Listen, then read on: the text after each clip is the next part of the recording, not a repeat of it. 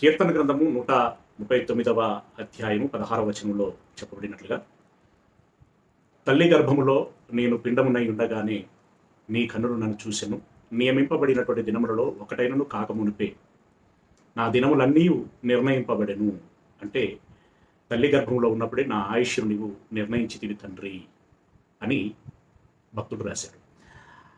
అదేవిధంగా బాప్తిస్మం ఇచ్చేటువంటి యోహాను గారికి కూడా ఒక ఆయుష్ నిర్ణయించబడుతుంది.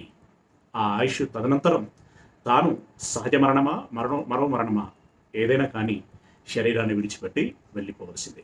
అయితే ఈ ఆయుష్ కాలంలో ఎవరేం చేయాలి అనేటువంటి విషయాన్ని కూడా దేవుడు ముందుగానే నిర్ణయిస్తూ ఉన్నాడు.